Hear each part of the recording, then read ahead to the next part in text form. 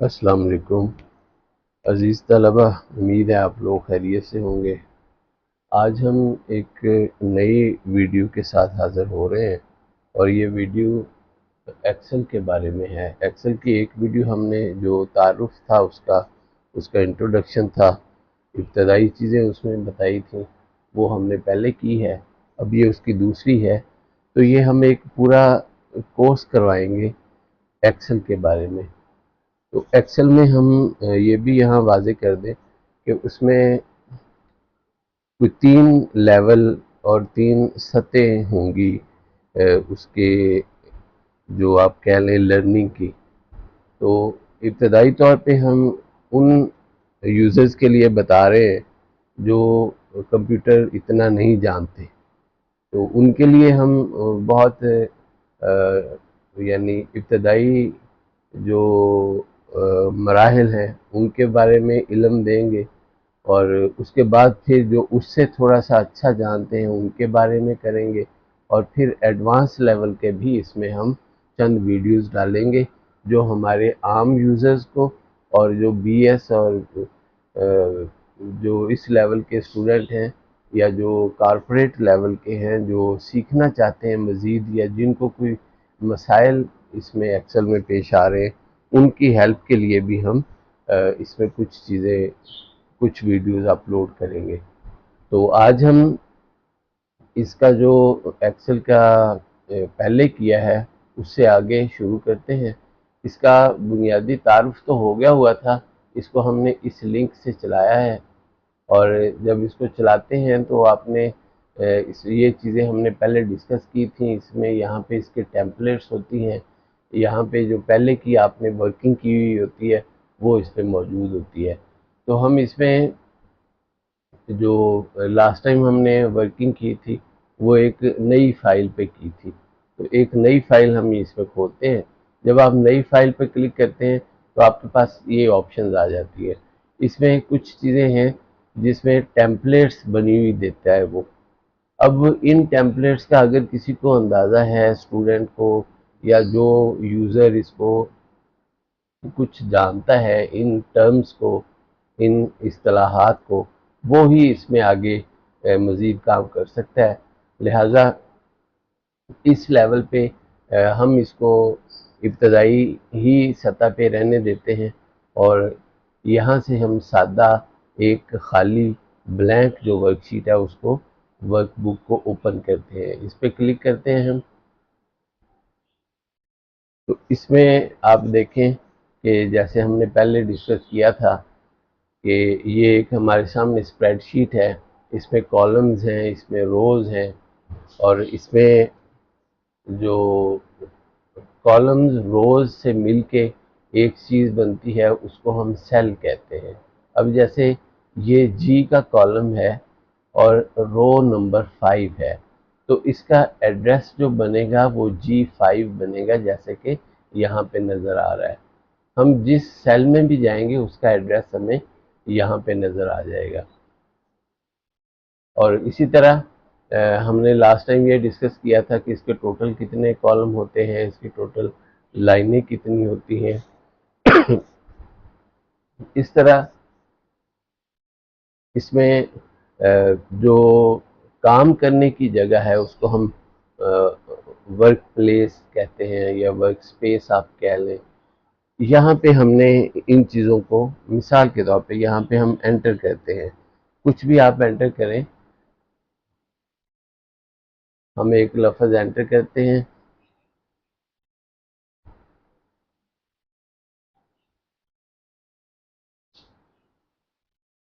ये हमने कुछ चीज़ें एंटर की। अब ये जो हमारे सामने चीज़ें नज़र आ रही हैं, ये आप भी समझते हैं कि ये इंग्लिश के अल्फाज हैं। इसके अलावा इनको हम आमतौर पे कैरेक्टर या स्ट्रिंग कहते हैं कंप्यूटर की ज़ुबान में। यहाँ पे अगर हमने कोई नंबर्स ऐड करने हैं, मिसाल के तौर पे यहाँ पे हमने 1 और 2 खुद एंटर कर दिए।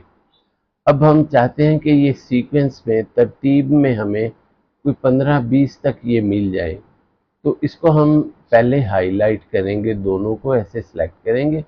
इसके राइट लोअर कॉर्नर को हम ड्रैग करेंगे तो आपको साथ साथ नंबर बढ़ते हुए नजर आएंगे। आप जब यहाँ छोड़ेंगे तो ये 20 तक ऐड हो गए नंबर। इसको हम ऑटोफिल कहते हैं। तो ये चीज़ें, इस किस्म की चीज़ें, अब मिसाल के तौर पे ये है, इसको हम अगर यहाँ से ड्रैग करते हैं तो इसकी कॉपी कर देगा ये देखिए, इतना इसमें आसान है काम करना एक्सेल में। अब देखिए, इसकी आप ऐसे कॉपी करना चाहते हैं, ये देखिए इतनी कॉपी हो गई है। तो इस तरह की सहूलत इसमें बेशुमार मौजूद है। हम बड़ी आसानी से इसमें एक लिस्ट बना सकते हैं। अब यहाँ पे अगर हम एक लिस्ट बनाते हैं मिसाल के तौर पे कि एक स्टूडेंट का, हम क्योंकि आमतौर पे क्लासेस में ही काम करते हैं, तो यहाँ पे स्टूडेंट की लिस्ट तैयार करते हैं जिसमें हम उनके नंबर्स, मार्क्स देंगे मुख्तलिफ सब्जेक्ट्स के, उनको फिर उनका टोटल करेंगे, उनकी एवरेज निकालेंगे, उनकी परसेंटेज निकालेंगे, उनका ग्रेड निकालेंगे। ये जब सारा काम हम करेंगे तो इसके दौरान आपको बहुत सारी चीज़ें सीखने को मिलेंगी। अब यहाँ पे देखें, एक चीज़ है, ये हम डी में है, डी कॉलम में, तो हमने जो ओ कॉलम है, एंड है, जो उस पे जाना है, तो हम एंड प्रेस करेंगे और राइट एरो प्रेस करेंगे तो आप देखिए हम एंड पे आ गए। और इसी तरह अगर आपने वापस पहले पे आना है तो एंड करें और लेफ्ट एरो करें तो आप पहले पे आ जाएंगे। ये इसमें मूवमेंट के तरीके हैं। अब इसी तरह जब हम सी कॉलम में हैं तो यहाँ पे आप देख रहे हैं कि इस वक्त हम C7 में मौजूद हैं। तो C7 में वहाँ से लेके डेटा, अभी तो हमारे सामने एक स्क्रीन है, हो सकता है कि ये 400-500 लाइनें हो सकता है ये 4-5 हज़ार लाइनें हो। तो यहाँ पे आप क्या करेंगे कि इस जगह आप एंड प्रेस करेंगे, एंड प्रेस करके छोड़ देंगे और उसके बाद डाउन एरो प्रेस करेंगे तो आप इसके एंड पे चले जाएंगे जहाँ पे ये डेटा एंड हो रहा है। अब ये डेटा बहुत ज़्यादा भी हो सकता है, जैसे अभी हमने इसको किया था 20 तक ड्रैग किया था। अब हम ये देखें, इसको हम फॉर एग्जांपल 100 तक ड्रैग करते हैं, देखिए 117 तक ये आ गया हुआ है। अब वापस हमने जाना है तो एंड प्रेस किया और अप एरो किया तो ये पहले पे आ गए, और वहाँ पे एंड प्रेस किया, डाउन एरो किया तो हम एंड वाले पे आ गए। तो ये इसमें बड़ी सहूलत है मूवमेंट की इसमें एक्सेल में। और इसी तरह ये मूवमेंट है वर्टिकल, हॉरिजॉन्टल मूवमेंट के लिए आपको एंड प्रेस करें, राइट एरो करें तो आप आखिरी कॉलम जो आपका फिल किया हुआ कॉलम है, जहाँ तक आपका डेटा मौजूद है, वहाँ पे आप चले जाएंगे। तो इस तरह इसमें जो है वो नेविगेशन है। अच्छा, अब ये हमने कॉपी करने का तरीका भी इसमें देख लिया। एक तरीका ये कॉपी करने का कि उसको आप ड्रैग कर रहे हैं, दूसरा तरीका कि ये आपने सिलेक्ट किया, इसको आप माउस से भी कर सकते हैं, की से भी सिलेक्ट कर सकते हैं। कंट्रोल सी किया, जब कंट्रोल सी करेंगे तो वो इस तरह से उसको मार्क कर देता है। और जहाँ पे आपने कंट्रोल वी करना है वहाँ जाके आप कंट्रोल वी कर दें तो ये इसको वहाँ पे पेस्ट कर देता है ये। और अगर सिर्फ आप एंटर करेंगे तो वो एक ही दफ़ा पेस्ट करेगा और फिर दूसरी दफ़ा के लिए आपको दोबारा उसे कॉपी करना पड़ेगा। तो ये इसमें मूवमेंट का और ये तरीक़ाकार है कि आप एक जगह से दूसरी जगह कैसे जा सकते हैं, आप इसमें कॉपी पेस्ट कैसे कर सकते हैं। फिर इसमें अगर मिसाल के तौर पे ये इस वक्त हम D7 में हैं और इसके ऊपर कर्सर है हमारा, ये जिस चीज़ के जहाँ पे सेल होता है उसका एड्रेस यहाँ होता है और ये उसका कंट्रोल होता है, ये कर्सर यहाँ पे है। अब इसको अगर आप बोल्ड करेंगे तो ये देखिए ये बोल्ड हो गया है, अगर आप इसको बड़ा करेंगे तो ये बड़ा हो रहा है। इसका मतलब है हमारा कर्सर अब यहाँ पे है। अच्छा, इसमें अजीज तलबा, इसमें एक और बड़ी दिलचस्प चीज़ है। अब आपने देखा है ना कि इस वक्त D7 में है आप, D7 में आप इसको फॉर्मेट पेंटर भी ऑप्शन इस्तेमाल कर सकते हैं। वो क्या करती है, अब देखें, इसको हम क्लिक करेंगे तो ये जो फॉर्मेट है ये जहाँ जहाँ हम कहेंगे ना ये वहाँ अप्लाई कर देगा। अब जिस जगह पे मिसाल के तौर पे इस वक्त हम यहाँ पे हैं, तो मैं इधर क्लिक करके, तो ये जहाँ जहाँ जितना करूँगा ना वो सारे को वो वाला फॉर्मेट दे देगा। तो इस तरह एक्सेल में ये बड़ी सहूलत है, फॉर्मेटिंग की बड़ी सहूलत होती है, और इसमें कैलकुलेशंस की बड़ी सहूलत होती है। बहुत सारे दफातर में ज़्यादा काम जो डेटाबेस का है और अकाउंटिंग का है वो एक्सेल में ही किया जाता है। तो हम इसमें जो आपको सिखाने के मकसद के लिए हम क्या करेंगे कि इसमें स्टूडेंट की शीट बनाते हैं, उसको रिज़ल्ट शीट कहेंगे। तो रिज़ल्ट शीट में आप बहुत सारे फार्मूले लगाना भी सीख लेंगे, और ये हम अभी शुरू करते हैं उसको।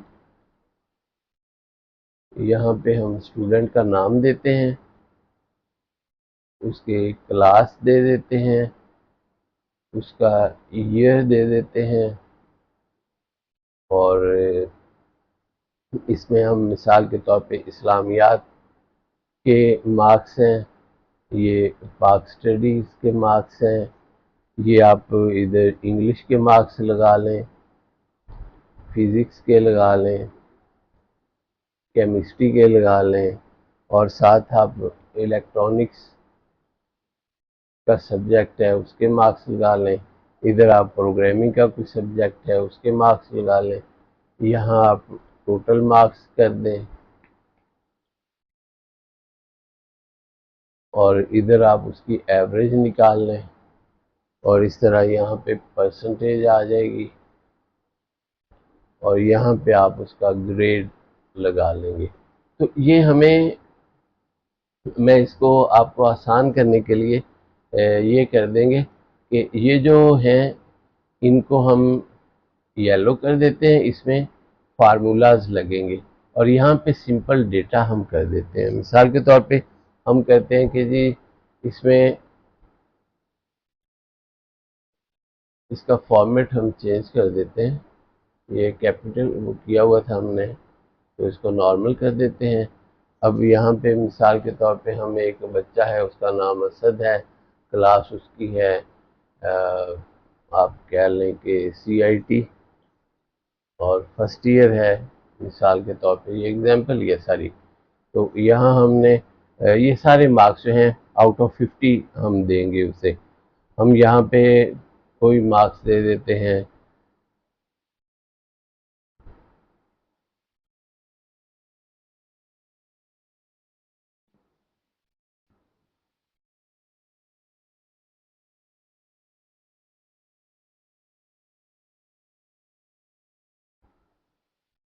ये हमने मार्क्स दे दिए। अब इस चीज़ को हम यहाँ कॉपी कर देते हैं। मिसाल के तौर पे हमें 4-5 बच्चों का डेटा चाहिए, तो हम इसको, ये देखें आप, 10-11 बच्चों पे कर देते हैं, और यहाँ पे उनके हम नाम मुख्तलिफ कर देते हैं।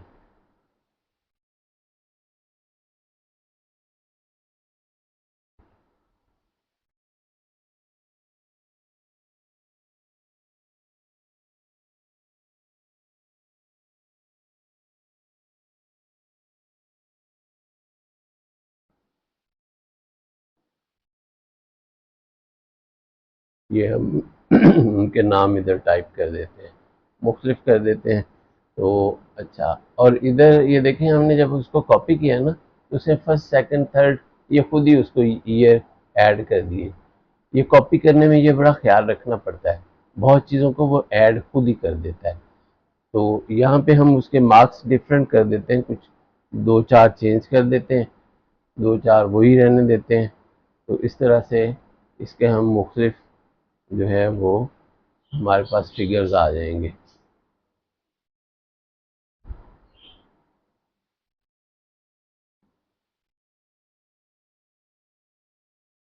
तो ये हमने सिर्फ एक एग्जांपल ही देनी है, इसको आप सेव कर सकते हैं। सेव करने के लिए हमें यहाँ पे जो है फाइल में सेव पे जाना पड़ेगा, और इसका कोई नाम देना पड़ेगा।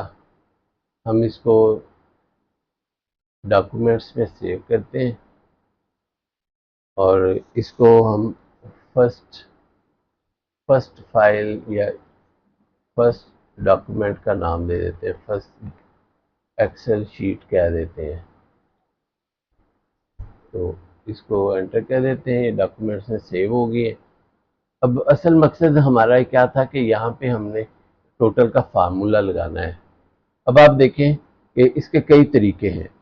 एक तरीका तो ये है कि आप यहाँ पे इस सारे को सिलेक्ट करें जिसका टोटल करना है, और इधर एक ये ऑटो सम का एक बटन होता है, इसको आप क्लिक करें तो ये उसका सम आ गया, उसने खुद ही जहाँ तक आप सिलेक्ट करते हैं ना वो उसको उसमें शामिल करके तो खुद ही वो उसका टोटल दे देता है हमें। अच्छा, यहाँ पे हमने G7 से उसको सिलेक्ट किया M7 तक, तो उसका उसने हमें टोटल दे दिया। अब इसी चीज़ को अगर आप आगे कॉपी करेंगे ना तो ये सबको कॉपी कर देगा। अब कुछ में हमने चेंज किया था ना, उनका डिफरेंट है, बाकी सबका सेम है क्योंकि बाकी का डेटा हमने कॉपी किया था और वो उसी तरह आ रहा है। इसके बाद फिर यहाँ पे एवरेज आ जाती है। तो एवरेज का भी फॉर्मूला है कि हम इस सारे को सिलेक्ट करें जिसका हमने निकालना है और उसका हम एवरेज निकाल लें। एवरेज के लिए भी आपको यहाँ से सिलेक्ट करना पड़ेगा, ये एवरेज के लिए है तो ये उसकी एवरेज उसने दे दी है, ये उसकी एवरेज है। इसी तरह एवरेज को आप यहाँ से कॉपी करेंगे तो ये एवरेज आपने कैलकुलेट कर ली। अब इस एवरेज को हम इसकी सेटिंग करते हैं। अब देख रहे हैं आपके ये 4-5 पॉइंट के बाद, डेसिमल पॉइंट के बाद 4-5 फिगर आ रहे हैं, हमें 2 से ज़्यादा नहीं चाहिए होते। तो हम इसको यहाँ पे राइट क्लिक करेंगे और फॉर्मेट सेल में चले जाएंगे और यहाँ पे आप देख रहे हैं कि यहाँ नंबर लिखा होगा, नंबर में ये 2 पॉइंट लिखा होता है डेसिमल, इसको हम ओके कर देते हैं तो यहाँ ये 2 पॉइंट कर देता है। तो इसी को हम नीचे ड्रैग करेंगे ना तो सब पे यही सेटिंग अप्लाई हो जाएगी। तो ये इसको हम सेव कर लेते हैं। नेक्स्ट टाइम फिर इसकी परसेंटेज और ग्रेड और इस पे मज़ीद हम जो इसकी सेटिंग है वो करेंगे। अभी आपको इतना बता देते हैं मज़ीद कि इसको अगर हम यहाँ सेलेक्ट करके यहाँ तक तो इसमें बॉर्डर लगा दें तो ये प्रॉपर हमें नज़र आएगा कि ये एक टेबल बन गया हुआ है। और इसको हम बोल्ड कर देते हैं, इसका साइज़ हम बड़ा कर देते हैं और इसी तरह इसको हम सेव करते हैं। तो ये नेक्स्ट टाइम फिर इंशाल्लाह हम इससे इधर से ही शुरू करेंगे। आपने भी इस सारे का जो कुछ आज मैंने बताया है इसकी अच्छी प्रैक्टिस करनी है। ये सारी बहुत इब्तदाई चीज़ें हैं, तो मैं आपको यही रिकमेंड करूँगा और ज़ोर दूंगा इस बात पे कि आप इसकी अच्छी प्रैक्टिस करें। अच्छी प्रैक्टिस करेंगे तो आपको ये अच्छा आएगा। इसके बारे में मज़ीद कोई क्वेश्चन, कोई चीज़ आपने पूछना हो तो प्लीज़ कमेंट्स में इसको ज़रूर लिखें, क्वेश्चन पूछें, मैं आपको उसमें जवाब दूंगा इंशाल्लाह। और अगर किसी को इसमें एडवांस कोई चीज़ चाहिए तो हम उसको भी एड्रेस कर लेंगे। तो हम नेक्स्ट टाइम मिलेंगे इंशाल्लाह अगली वीडियो के साथ। तो इस वीडियो को प्लीज़ आप लाइक करें, शेयर करें दूसरे बच्चों को सिखाने के लिए, और इसमें ख़ुद भी इसको बार बार सीखें और अपने साथियों को भी सिखाएं। बहुत शुक्रिया, थैंक यू, अल्लाह हाफिज़।